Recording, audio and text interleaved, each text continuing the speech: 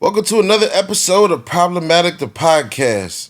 We're here with the 610 Problem today, and my special guest, we got in the building with me. Got Bmar, man, from the 717, artist, producer, engineer out of Harrisburg, PA. I'm glad to be here, man. Where you from again, say that? Harrisburg. Oh, you from Harrisburg? Yeah, Okay.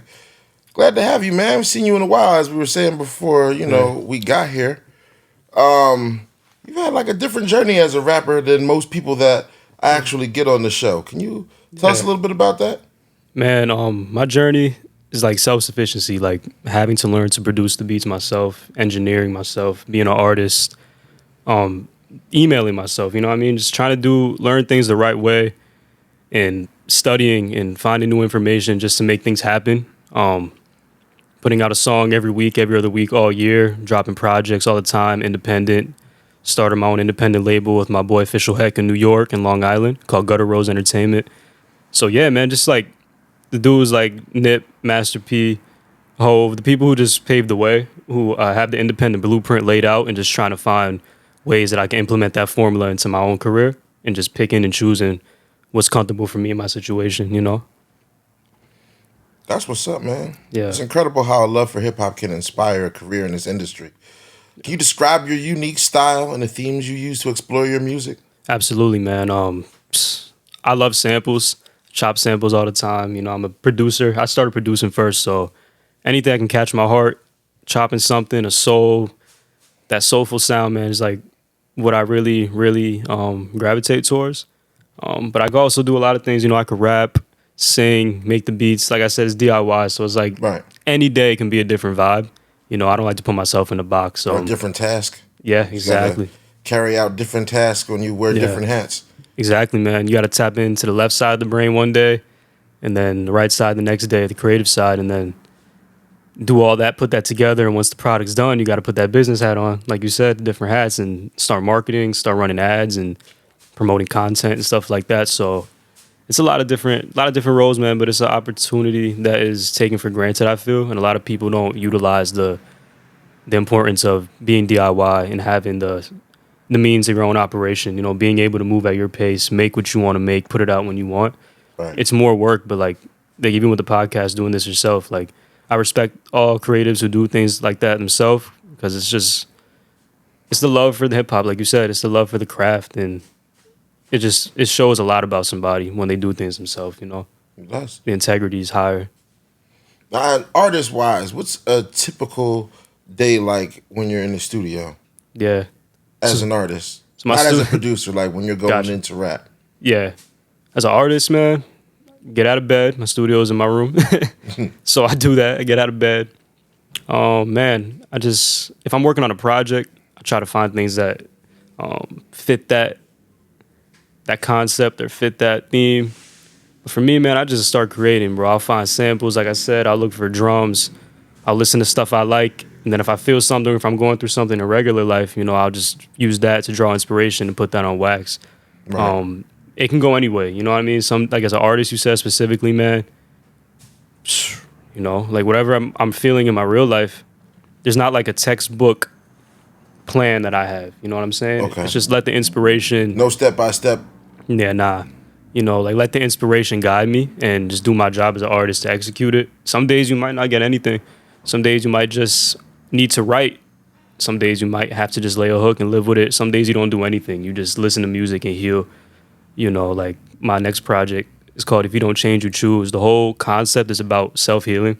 Okay. Especially as a man, bro. Like, I feel like we don't get the opportunity to get off a lot of times in terms of our emotion. Like, so the whole album, conceptually, each song has to do with just healing by yourself and that process of being alone and learning emotional intelligence, learning self-control, learning independence, learning strength and endurance mentally. Like, so I say all that to say, like, man, with music for me, I let my life guide me in the direction I need to. Okay. You know what I'm saying? I didn't mean to be long-winded or nothing. No, it's all good. Yeah. It's all good.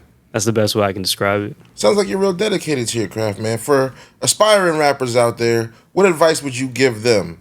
Especially if they want to use their music to make like a positive impact.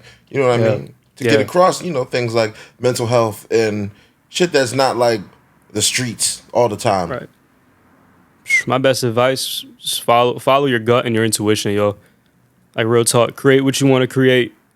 And I find the best way to convey messages, like songs with messages, is not trying to do that. You know what I mean? I feel like they come natural. Right. Because if I go in a session and I'm like, man, let me make a song about mental health, I feel like it can kind of be cheesy almost. Like, I dig it. For It should me, come out in your story. Exactly. For me though, if anybody else has that plan, they knock it out. Kudos, because I can't do that shit. I have to genuinely feel that. So I guess my advice for artists, man, would just be follow your heart, follow your intuition, follow your gut, and create the things you think are cool. If you think something's cool, create it. It doesn't matter if it seems dated. It don't matter if it's not trending. It don't matter if it's not the hot sound. If you feel that shit in your soul, man, put that shit out and do it and follow your gut, man. And the more you keep following your gut and doing that, you're going to reach that fan base and those people who resonate with that. And the more you're in the studio, the more you're in the gym shooting, the better you get at your craft. So I'd say that, man. I feel like I want to say a lot of artists, I don't know if you relate to this. I know mad artists who are like, man, I'm gonna drop, but I just gotta wait for the one, or I gotta wait so I get this certain feeling. They use their mind and their hesitation as a tool that hinders them.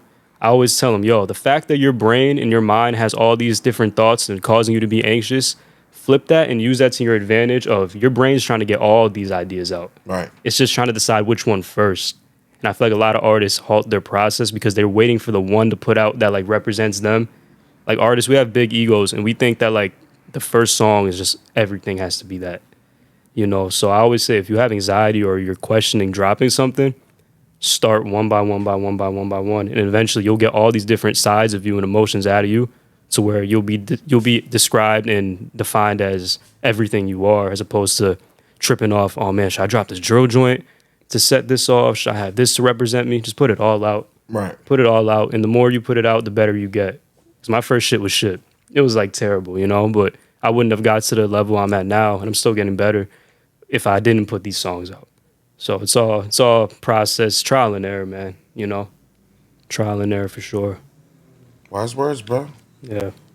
Now, for anybody who wants to actually listen to your music, who tunes in and doesn't know who you are, you know, what's up with some links, man? Where can we find you at? Yeah, man, you can find me Instagram, Bmar, BMAR_music, Spotify, Apple Music, YouTube, BMAR, all caps. Yeah, you'll find me. You'll see my ass there. Yeah, man, my mantra is real music for real people. I'm just trying to put out what feels right to me, and I'm a student of this craft and of this culture, and I understand the hard work the people before us put in. I just want to bring that real soul, like that timeless music back, no matter what the genre or the sound is, man. Just know that it's coming from a genuine place. But yeah, man, Bmar on all platforms, man. Check it out. Thanks, man. I'm going to put those links at the bottom of the show. And for everybody tuning in to Problematic the Podcast, I really appreciate you. Make sure you check out Bmar's music and support your local artists, man. And especially all the talent out here that are trying to inspire a change, man. You know, should be sounding the same. So yeah, we need those artists with bringing those differences and that what's the word I'm looking for? That variety to the sound. You know what I mean? Right. Thanks for stopping by, brother. Absolutely. Thank you, man.